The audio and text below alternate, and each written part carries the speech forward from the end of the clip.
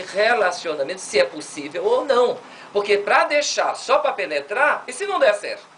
Vão descasar? Já falaram até que tiveram mais prazer antes do casamento do que durante o casamento. Exatamente por isso.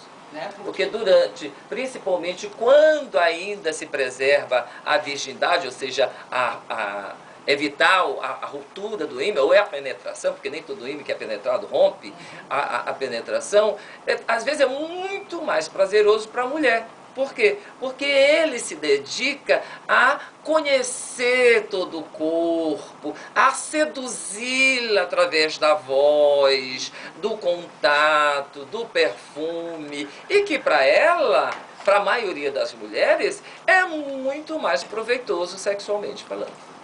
Perfeito. E outra coisa que é muito interessante, falar no ouvido, aquelas sacanagenzinhas no ouvido, afinal, sexo é psicológico, né? E precisamos fazer o sexo primeiro na mente, como o senhor falou, daquele casal, né? Primeiro, a pessoa faz o sexo na mente, para depois fazer o sexo no real, né? Na realidade daquilo que a gente está querendo. Não é isso, professor? Ô, doutor. Perfeitamente. Não existem regras, né? De repente, às vezes as pessoas desenvolveram ao longo da sua vida, em algum momento, a percepção ou o desejo fantasioso de ser uma cadela. Porque achou muito bonito um dia, com 2, 3, 4 anos, que viu o cão copulando com cadela, ela se sentiu extremamente envaidecida. E ela gostaria de ser uma cadela. Então, isso faz parte dos fetiches, que são extremamente importantes na construção do relacionamento. Ou seja, o relacionamento sexual não tem fronteiras. Perfeito. E aí entra a questão da insegurança sexual sendo enfrentada por meio de fantasias. Nós até estávamos comentando uma coisa muito interessante, eu até estava conversando com um casal, que o homem, ele não tem problema ele fantasiar-se de mulher e a mulher de homem na relação para que haja empatia entre os dois. É uma boa experiência essa troca de papéis para a questão da empatia? Pode ser, pode. Não é que seja, pode ser. Né? Não existe fronteiras. E aí, daí a importância das pessoas se conhecerem. Né? Conhecer, para depois fazer, para depois conviver.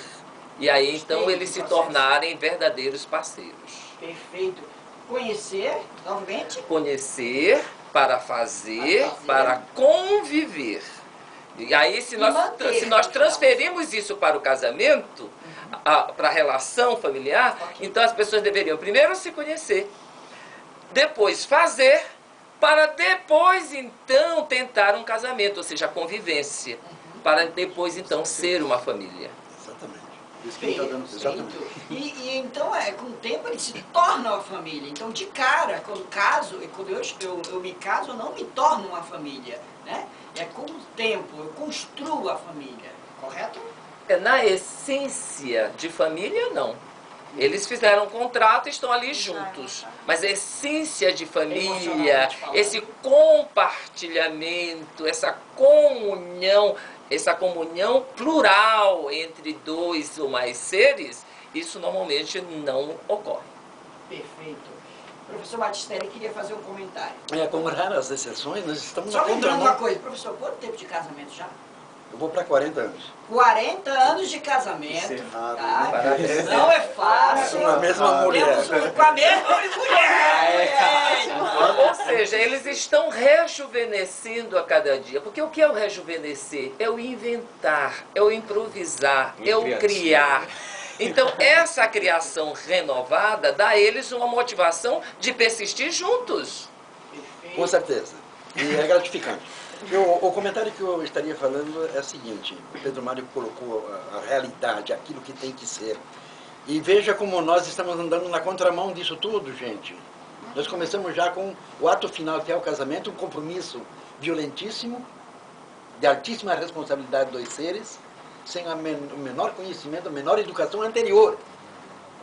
E por isso, talvez, os cartórios não consigam dar conta de fazer tanta separação. Né? E tantas tentativas mais frustradas. Separação do que casamento aí. Não, com certeza. E a gente vê tanta improvisação.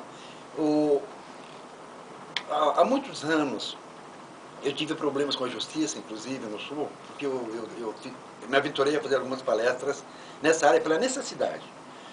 E eu sempre falava o seguinte para as mulheres, para as meninas, para quem estava em sala de aula, onde estava, e, gente, se a preocupação de vocês, em termos de coito, a preocupação é satisfazer o homem, fique tranquilo, vocês sempre vão satisfazer.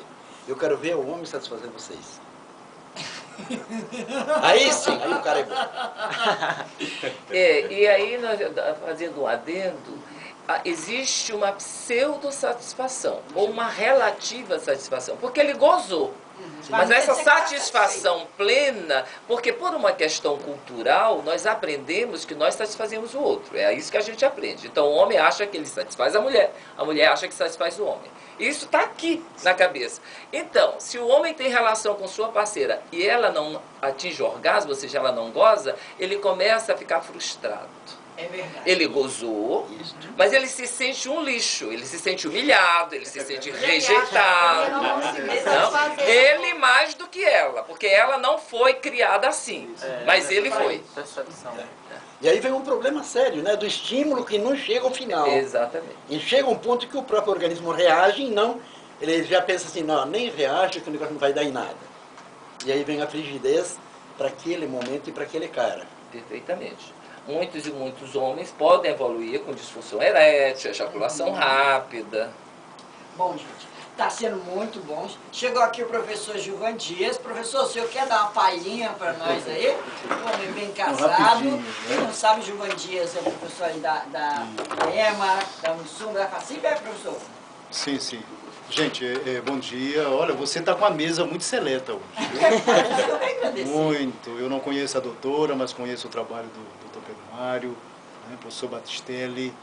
E parabéns, viu? Vocês estão com as pessoas adequadas, viu, Dr. Pedro Mário e a colega que eu não conheço. E trazendo à baila uma temática muito interessante, Dr. Pedro Mário.